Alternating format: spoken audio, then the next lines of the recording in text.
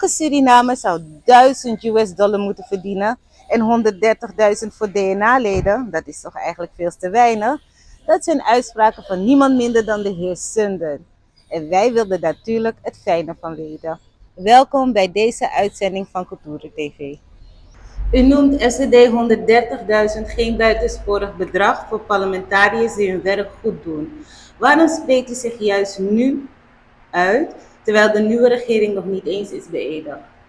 Ik heb die uitspraak gedaan om het ook een beetje te relativeren. In de eerste plaats gaat het erom dat de mensen die dit geld gaan verdienen, dat ze deskundig moeten zijn, ze moeten gedreven zijn, ze moeten gemotiveerd zijn en ze moeten weten dus dat zij daar geplaatst zijn om dat volk te dienen. En als je dan een inkomen hebt van $3.500, want daar komt het op neer, dan zeg ik van $3.500, dat is eigenlijk onderbetaald voor het werk wat je doet voor Suriname op dat niveau. Alleen moet je wel voldoen aan de condities. Zou het dan niet gepaster zijn geweest om te wachten tot de nieuwe regering daadwerkelijk zitting heeft genomen en haar beleid heeft gepresenteerd?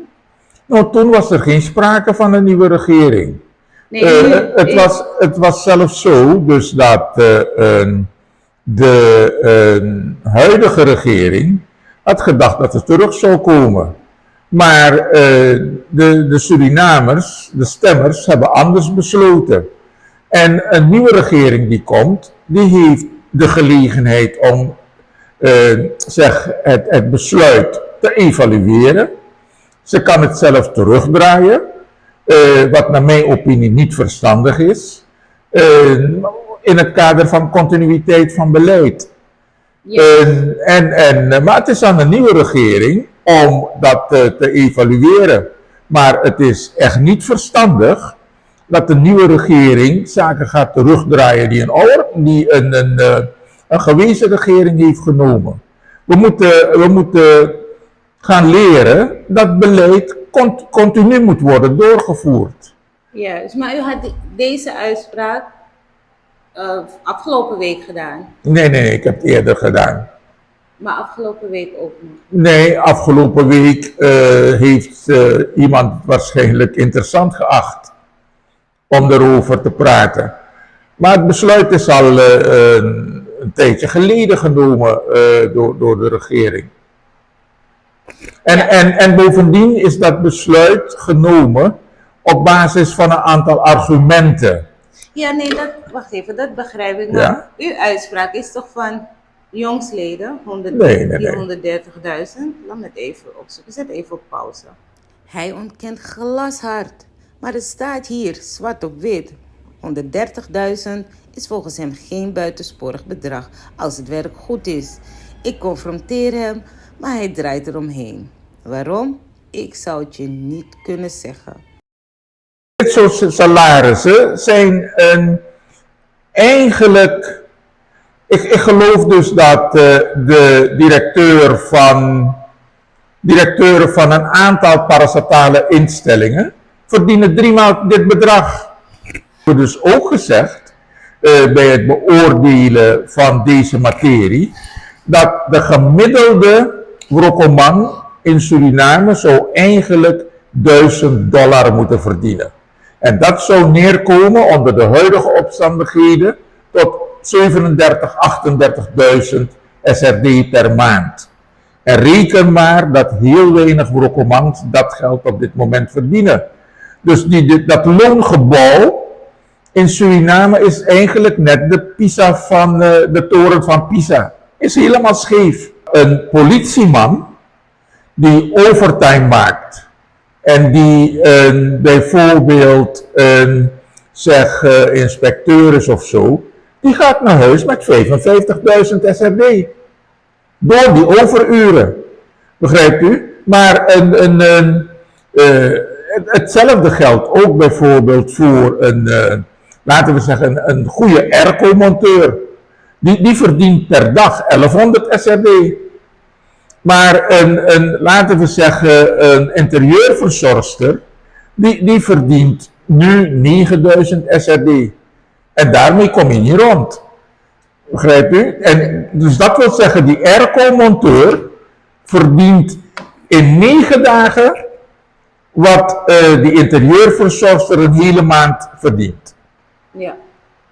Oké, dan gaan we weer even terug naar uw uitspraak wat u heeft gedaan. Dat eigenlijk de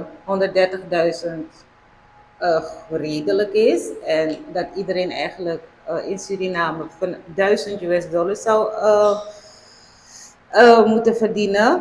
Is deze uitlating vooral een vakbondsinsteek als vertegenwoordiger van Rafagzuur of reageert u als burger op de politieke besluitvorming? Ja, kijk. Ik reageer als Armand Sunder, iemand dus die een eeuwige student is van de Surinaamse economie. Okay. Wanneer ik praat namens Rafagzuur, dan moet ik mijn collega's van Rafagzuur raadplegen. Wanneer ik praat als voorzitter van een vakbond, moet ik de leden raadplegen. Begrijpt u? Dus, maar dat is dus in dit geval dus niet gedaan. Dus daarom zeg ik praat als Armand Sunder, als econoom, die kennis heeft van de Surinaamse economie. Oké, mooi. Wat zou volgens u een geloofwaardig tijdspad zijn om de lonen van de werkende klasse, zoals u eerder aangaf, richting $1000 per maand structureel aan te passen? Het heeft te maken met de manier waarop wij de inkomsten van de overheid zien. En nu kan ik namens de vakbeweging praten en zeker namens Rafagzuur. Rafagzuur heeft altijd gezegd, Boteka monipe amonide. De breedste schouders. De breedste schouders betalen nauwelijks vermogensbelasting. De Rokomans betalen meer dan $1 miljard vermogensbelasting elk jaar. En 2 jaar geleden was er maar 24 miljoen aan vermogensbelasting. We hebben voorstellen gedaan om de stichtingen en de NV's en de holdings door te prikken, omdat de vermogende mensen, die plaatsen hun vermogens in juridische entiteiten. En niet als natuurlijke personen hebben ze nauwelijks vermogen. Dat is 1. In de tweede plaats hebben wij gesteld dus dat de regering al lang een audit moet doen van de goudmaatschappijen. Omdat niemand weet wat die goudmaatschappijen doen hier in Suriname. Hoe de verrekenprijzen eigenlijk worden georganiseerd. En een andere zaak, dat informele gedeelte van de goudsector, daar hebben wij inzage in de exportwaarde. Maar je kan tot de conclusie komen, als je die cijfers ziet, dus dat gedeelte ook nauwelijks belasting afdraagt. Dus wij zeggen, zorg ervoor dus dat je middelen enorm hoog zijn. Ook overigens de BTW. Veel BTW wordt helemaal niet geïnd. Een gedeelte wordt geïnd, maar het wordt niet afgedragen aan de overheid. Dus wanneer de overheid haar middelenbegroting enorm zou stimuleren, dan gaat er enorm veel ruimte bestaan om ook te zorgen dat de Rokomans behoorlijkere inkomens kunnen krijgen. Ja, dus de tijd, als u mag inschatten want nu tot wanneer zou men hier in Suriname $1000 kunnen verdienen?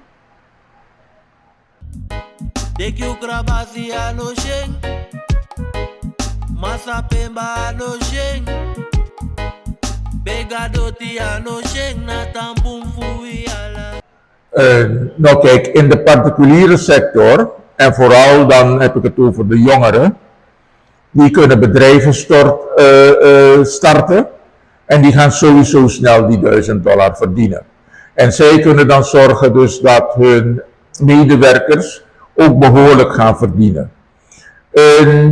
Het is eigenlijk een matter of time. Zeker gezien de ontwikkelingen in zeg de mijnbouwsector binnenkort. Dan zullen deze bedragen, zeg in 2030, zullen ze niet abnormaal zijn. En bij de overheid? Ook bij de overheid, omdat die overheid in 2030 een stuk kleiner gaat zijn. Omdat de mensen in de overheid zullen beter opgeleid worden en ze zullen die vraag die er gaat ontstaan in de particuliere sector, die gaan zij voor een gedeelte opvangen. En in die particuliere sector zullen ze veel meer verdienen dan bij de overheid. Maar het kan dus ook zo zijn, want er zijn landen, met name het land Singapore, en ik meen ook in Gambia, dat daar de leiders hebben gezegd, dus dat ik de beste medewerkers wil hebben in dit land. En ik ga ze het best betalen. En daar zie je dus dat met name in de overheid, dat de mensen, dat daar de supersalarissen worden verdiend. Omdat die overheid voldoende middelen heeft om die supersalarissen te betalen. En hopelijk kan dat ook in Suriname gebeuren. Oké. Bent u niet bang dat door uw timing en toonzetting de indruk ontstaat dat u bewust de start van een nieuwe coalitie bemoeilijkt of onder druk zet? Nee, absoluut niet. Ik denk dus dat de mensen die in de regering gaan, dat die ook willen, dus dat de Rokomangs zoveel mogelijk verdienen. Die indruk heb ik. En wat verwacht u concreet van het nieuwe parlement in termen van loonbeleid en sociaal-economisch herstel? In de eerste plaats, extreme armoede, dat moet weg. Armoede moet weg. Emigratie van Surinamers uit vrijwel alle sectoren, dat moet stoppen. Doordat men vertrouwen gaat krijgen in de politiek en dat men vertrouwen gaat krijgen in de parlementariërs en dat men vertrouwen gaat krijgen in de regering. Denkt u dat Raffaxur vertrouwen heeft weten te behouden bij zijn leden? Ik denk het wel, omdat wij voortdurend binnen de beperkingen die er zijn geweest. Kijk, we hebben twee belangrijke beperkingen gehad. In de eerste plaats COVID, in de tweede plaats het IMF. En mede door het IMF, vinden wij van Raffaxur, is er een stukje meer verarming gekomen.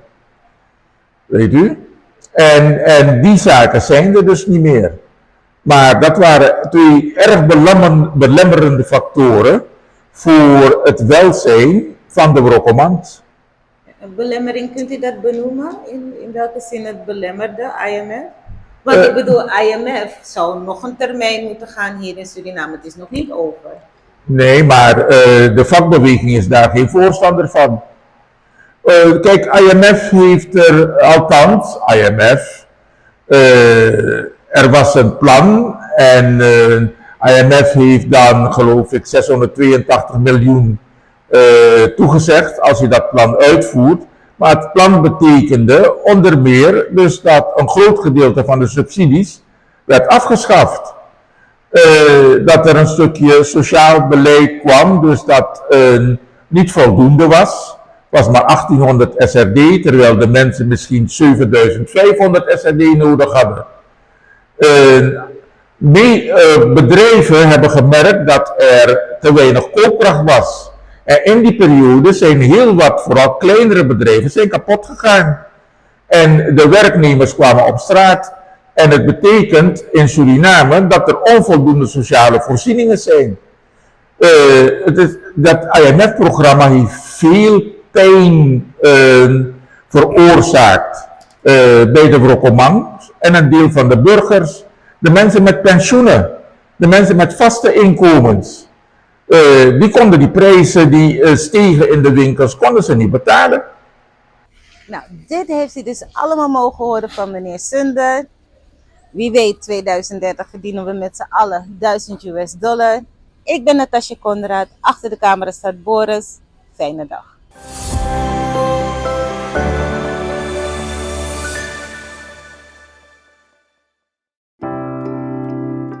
Zorgen moet je doen, niet maken. Zorg is persoonlijk. Onze jongste patiënten krijgen daarom bij de huisartsenspoedpost ook een persoonlijke behandeling. Onze artsen zijn zeer bekwaam in het opvangen en behandelen van uw kind. Huisartsenspoedpost Suriname. Uw zorg is onze zorg.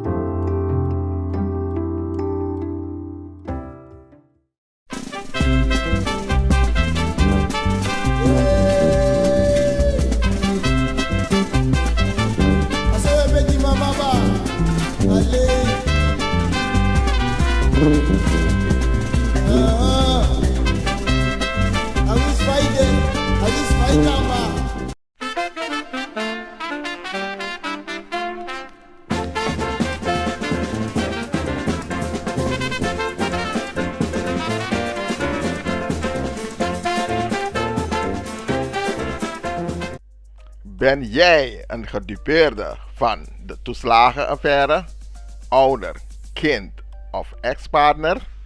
Ga dan naar stichtingherstel.nl. Herstel met dubbel L.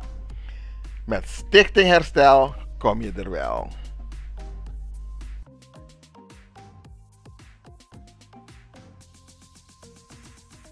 Even terug naar de basis. Gewoon, wat is eigenlijk? Dit is kort. Letterlijk kort. Werd ik gebeld door mijn schoon. Het is een staatsbezoek. De belangen van de verloofd. Kulturu Open Mic. Uw verhaal vertellen? Bel of app naar 858-8943. Tot dan!